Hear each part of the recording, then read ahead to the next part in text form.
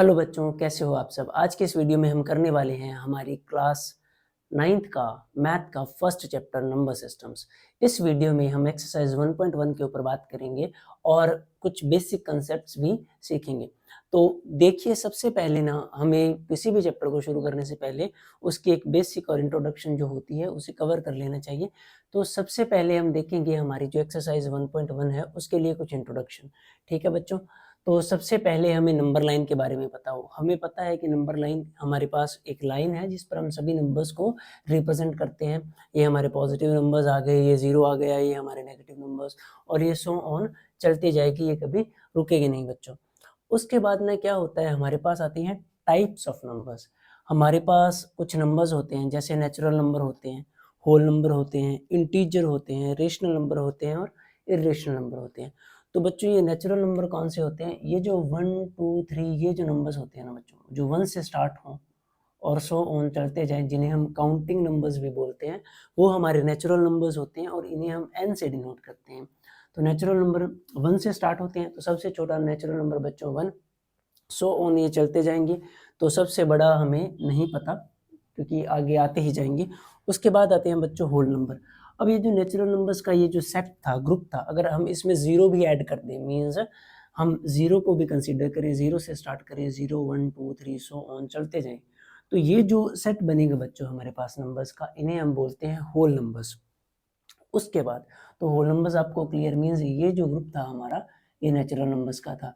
अगर इसमें ना हम जीरो भी इंक्लूड कर रहे हैं तो ये होल नंबर्स बन जाएंगे बच्चों। नेचुरल नंबर्स को हम n से डिनोट करते हैं और होल नंबर्स को हम w से डिनोट करते हैं। उसके बाद आता है इंटीजर्स। इंटीजर्स जो होते हैं हमारे पास, वो होते हैं हमारे जो सारे पॉजिटिव नंबर्स, ठीक है, ये सारे पॉजिटिव नंबर्स, जीरो और ये सारे नेगेटिव नंबर्स। तो अगर हम नेचुरल नंबर में जीरो को भी इंक्लूड कर लें तो हमारे पास होल नंबर्स का सेट बनता है। अगर हम इनमें नेगेटिव नंबर्स को भी, अगर हम नेचुरल नंबर्स में जीरो को इंक्लूड करें तो हमारे पास होल नंबर्स का सेट बनता है। अगर हम होल नंबर्स में नेगेटिव नंबर्स को भी इंक्लूड कर लें तो हमारे पास इंटीजर्स का सेट बनता है। तो इंटीजर्स -3 -2 -1 0 1 2 3 सो ऑन, ये उस साइड चलते जाएंगे और ये इस साइड चलते जाएंगे। तो ये तो था हमारा कुछ नेचुरल नंबर्स, होल नंबर्स और इंटीजर्स। इनके बारे में आपको नॉलेज थी पहले से, वो आपको थोड़ा पता था। अब उसके बाद हमारे पास आते हैं रेशनल नंबर्स। तो ये जो रेशनल नंबर्स होते हैं हमारे, ये काफ़ी इंपॉर्टेंट है और इसे समझने में भी बच्चों को काफ़ी प्रॉब्लम आती है। देखिए, कोई भी नंबर, जैसे ना, जैसे अगर आप 2 को कंसीडर करो, ठीक है, और आप 3 को कंसीडर करो और आप 1 को कंसीडर करो, तो 1 और 2 के बीच में कोई नंबर होगा, है ना। 1 और 2 के बीच में जो बिल्कुल बीच वाला नंबर होगा वो होगा 1.5, और इसे हम 3/2 भी लिख सकते हैं। तो आप डेसिमल नंबर बोल सकते हो, या ये फ्रैक्शनल नंबर्स जो होते हैं, जो फ्रैक्शंस में हम लिखते हैं, p/q के फॉर्म में लिखते हैं।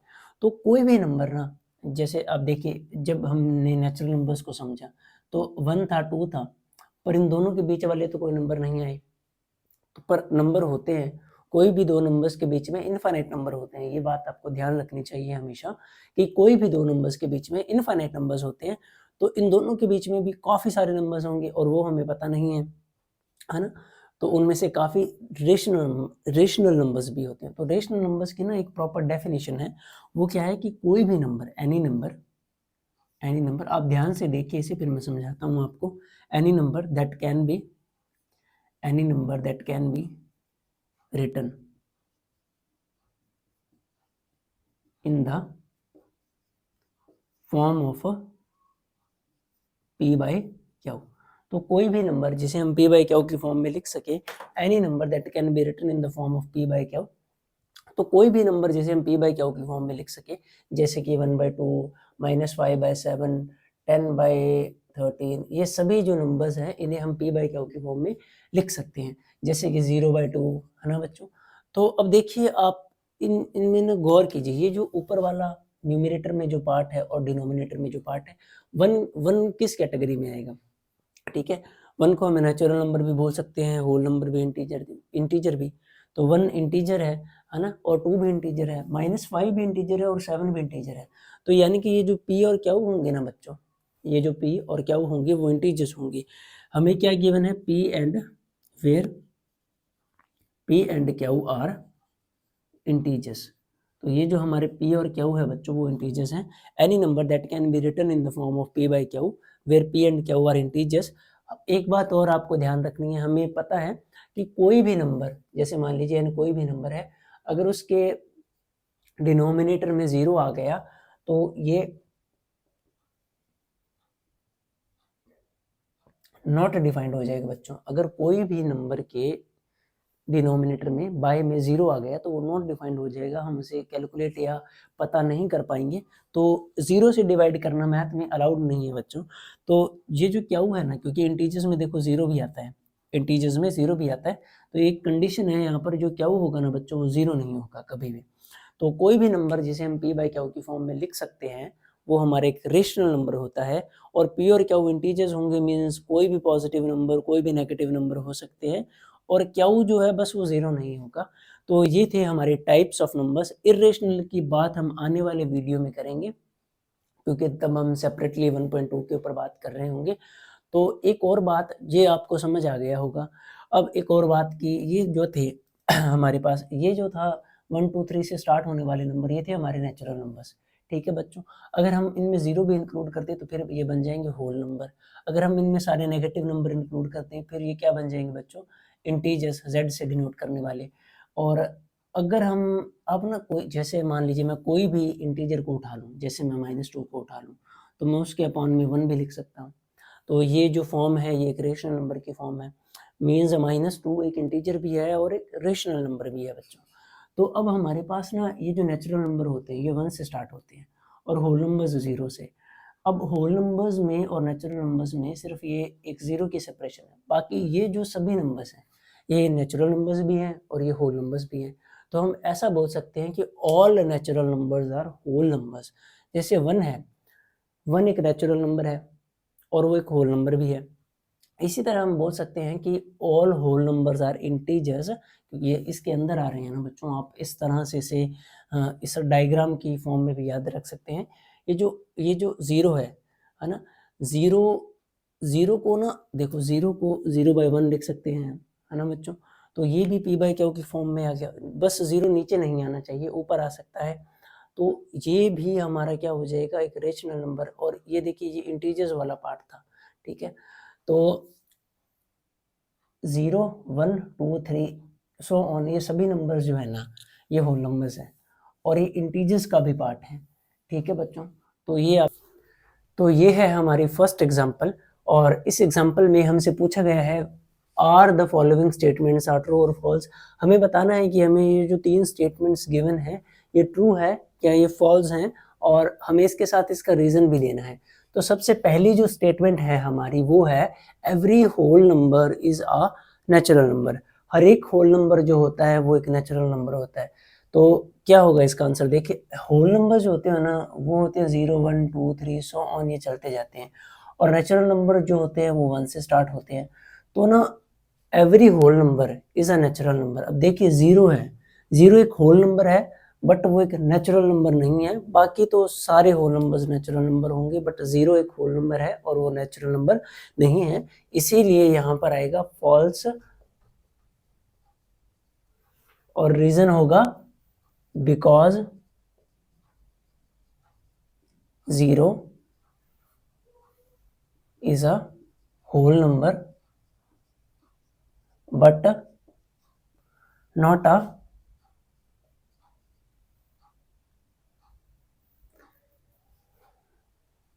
Natural number.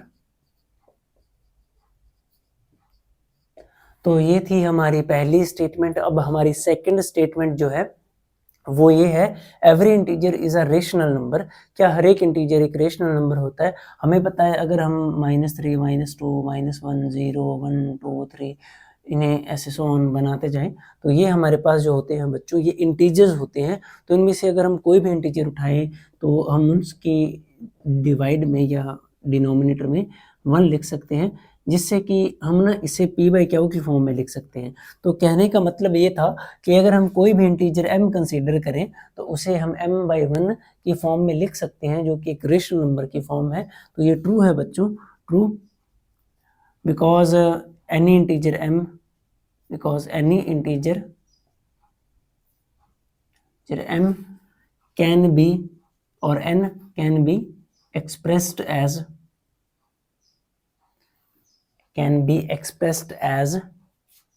m by 1, ठीक है, which is a rational, which is a form of rational number, which is a form of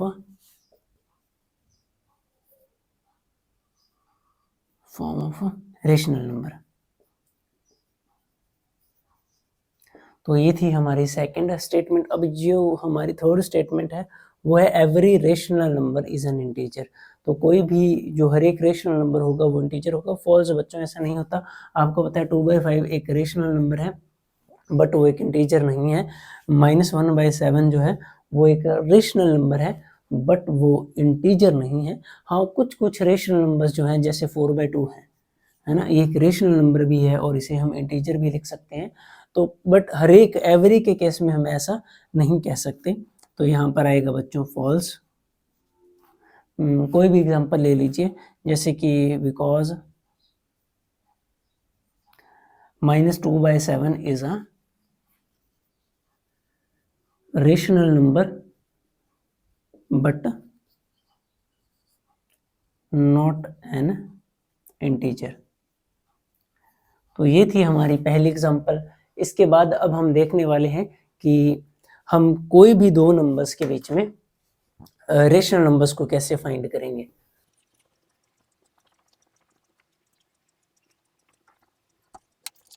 तो अब हम चलते हैं हमारी नेक्स्ट एग्जांपल की तरफ, जो है एग्जांपल नंबर 2।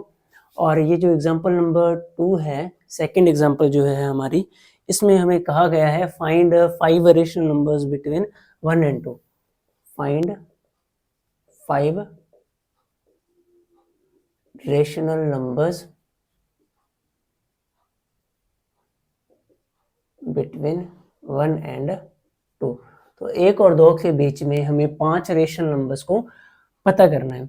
तो देखिए, कोई भी अगर दो नंबर्स हमें गिवन हो और हमें उनके बीच रेशनल नंबर्स फाइंड करने को कहा जाए तो हमारे पास दो मेथड है।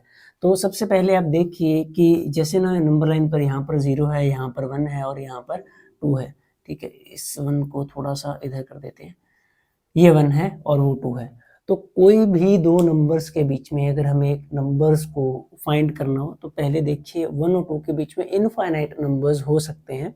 जैसे 1.1 हो सकता है, 1.2 हो सकता है, 1.3 हो सकता है, सो ऑन, ऐसे बहुत सारे नंबर हो सकते हैं। तो हम कैसे फाइंड करें 1 और 2 के बीच में 5 रेशनल नंबर। तो जो पहला मेथड है ना वो ये है कि 1 और 2 जो है हम इन दोनों को ऐड करके बाय 2 कर दे। इससे हमारे पास मेन नंबर आ जाएगा, इन दोनों के बीच वाला नंबर, तो वो आएगा 3/2। आपको पता है 1 और 2 के बीच में क्या होगा बच्चों, आपके पास 3/2 ही आएगा, यानी कि 1.5। यहाँ बीच में मान लीजिए आपके पास 3/2 आया। अब हम 1 और 3/2 पर यही मेथड दोबारा से लगाएंगे, तो यानी कि 1 + 3/2, यानी इन दोनों नंबर के बीच में बाय 2 कर देंगे और इस तरह से ना हम नंबर्स को फाइंड कर लेंगे। अब बच्चों ये काफ़ी लेंथी मेथड है, ठीक है, इसमें कैलकुलेशंस में भी हमें प्रॉब्लम्स आ सकती है। तो एक ना इजी मेथड है, वो क्या है बच्चों, हम ज़्यादातर उसे ही यूज़ करेंगे। जैसे आप 1 को लिख लीजिएगा, एक बार मैं नंबर लाइन को साफ कर देता हूँ। जैसे आप 1 को लिख लीजिएगा और आप 2 को लिख लीजिएगा। आप इसके भी डिनोमिनेटर में 1 लिख सकते हैं और आप इसके भी डिनोमिनेटर में 1 लिख सकते हैं, ये तो हमारा बेसिक रूल है। अब हमें ना 5 रेशनल नंबर्स कहा है इन्होंने। अब हमें जितने रेशनल नंबर कहे जाएं हमें बस उसमें एक ऐड करना है, यानी कि हमें 5 नंबर्स बोले हैं ना, तो हमें 6, 5 + 1 यानी कि 6, तो हम 6 से तो यहाँ मल्टीप्लाई कर देंगे। अब अगर हम नीचे मल्टीप्लाई करेंगे तो हमें ऊपर भी मल्टीप्लाई करना होगा। हम ऐसा कर सकते हैं, कट करने पर यही वैल्यू बन रही है दोबारा से, तो हम यहाँ भी 6 से मल्टीप्लाई कर देंगे और हम यहाँ भी 6 से मल्टीप्लाई कर देंगे। यहाँ पर हमारे पास आएगा 6/6 और यहाँ पर हमारे पास आ जाएगा 12/6। तो अब देखिए 6/6 के बाद कौन सा नंबर आएगा, 7/6। उसके बाद कौन सा नंबर आएगा बच्चों, 8/6। उसके बाद कौन सा नंबर आएगा, 9/6। और उसके बाद कौन सा आएगा, 10/6। उसके बाद 11/6। तो हमारे पास जो 1 था और 2 था, ठीक है, इसे हमने लिख दिया 6/6 और इसे हमने लिख दिया 12/6 और इसके हो गए बच्चों 6 इक्वल पार्ट्स। ठीक है, तो ये आया हमारा 7/6, ये आया हमारा 8/6, ये आया हमारा 9/6, ये हमारा आया 10/6 और ये आया हमारा 11/6। इसके बीच में बन गए हमारे पास 5 रेशनल नंबर्स। तो कोई भी दो नंबर्स के बीच में रेशनल नंबर्स हम इस तरह से फाइंड कर सकते हैं। तो इसके बाद हम आते हैं अब हमारी एक्सरसाइज 1.1 पर।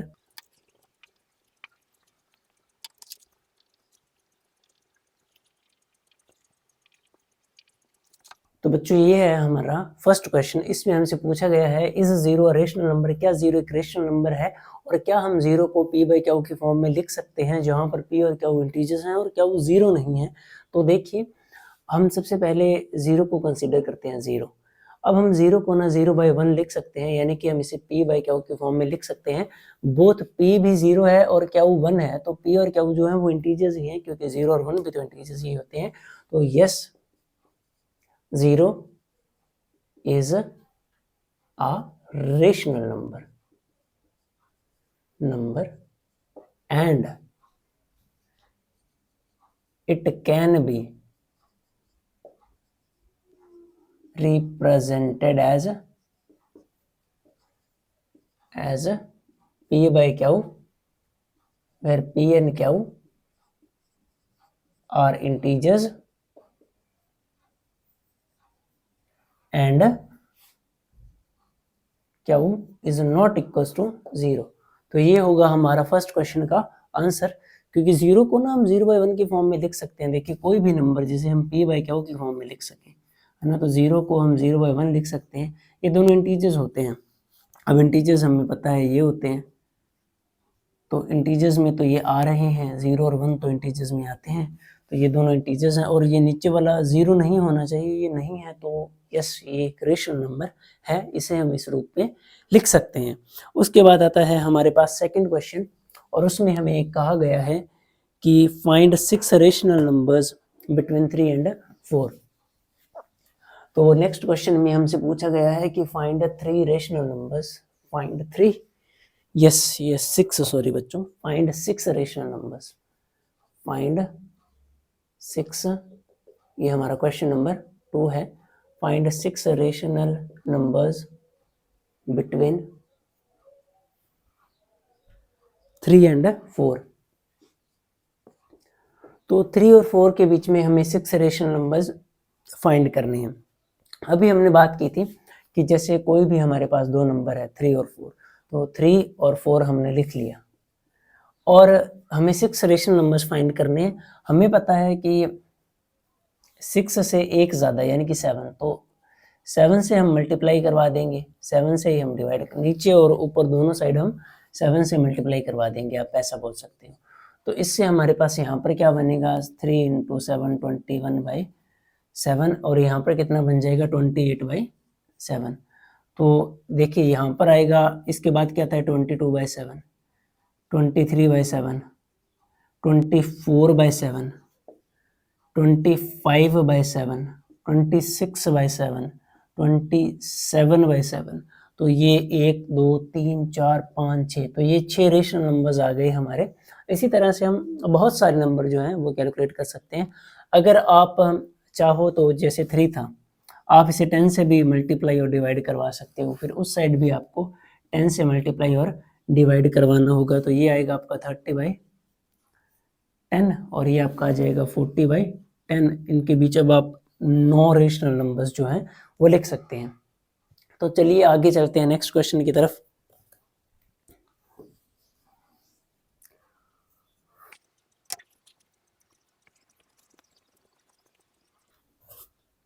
तो जो नेक्स्ट क्वेश्चन है वो है हमारा find 5 rational numbers between 3/5 and 4/5। तो क्वेश्चन नंबर 3 जो है वो है find 5 Rn means rational numbers between 3/5 and 4/5। तो हमें 5 रेशनल नंबर्स जो हैं वो बताने हैं 3/5 और 4/5 के बीच में। तो सबसे पहले तो हम लिख लेंगे 3/5 और यहाँ पर हम लिख लेंगे 4/5। अब हमें 5 रेशनल नंबर्स बताने हैं, तो हम एक और एक्स्ट्रा से मल्टीप्लाई करवा देंगे, मीन्स 6 से हम मल्टीप्लाई करवा देंगे ऊपर और 6 से ही हम मल्टीप्लाई करवा देंगे नीचे। यहाँ भी 6 से और यहाँ भी 6 से, तो यहाँ पर आएगा 18/30 और वहाँ पर आ जाएगा 24/30। अब आपको पता है यहाँ पर आएगा 90/30, 20/30, 21/30, 22/30, 23/30। तो ये 1 2 3 4 5 रेशनल नंबर्स जो है हमने फाइंड कर लिए 3/5 और 4/5 के बीच में। तो इसके बाद अब हम चलते हैं हमारे नेक्स्ट स्टेटमेंट वाले क्वेश्चन पर। तो आपके पास बुक्स होंगी, उससे आप जो ये देख लेंगे कि 4th क्वेश्चन जो है हमारा, उसमें हमें कहा गया है कि state whether the following statements are true और false, give reason for your answer, every natural number is a whole number. हर एक नेचुरल नंबर जो होता है वो होल नंबर होता है। हाँ, ये ट्रू है, हमें पता था कि ये जो नेचुरल नंबर्स होते हैं जैसे 1 2 3 है ना, सो ऑन जो चलते जाएं, ये नेचुरल नंबर्स जो होते हैं, ठीक है, ये सभी के सभी होल नंबर्स भी होते हैं, ठीक है, ये सभी नेचुरल नंबर्स हैं और ये होल नंबर्स के सेट में भी आते हैं। तो यहाँ फर्स्ट में तो आएगा true, every natural number is a whole number because every natural number fulfill the statement of whole number. Every integer is a whole number, no, ये गलत हो जाएगा बच्चों। every integer is a whole number, ये हमारा wrong होगा, गलत होगा। हर एक इंटीजर जो है वो होल नंबर नहीं होता, क्योंकि होल नंबर जो होते हैं बच्चों वो 0 से स्टार्ट होते हैं, ये हमारे होल नंबर्स हैं।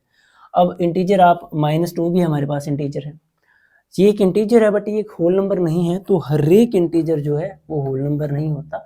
इसका उल्टा सही होगा, हर एक होल नंबर इंटीजर होता है।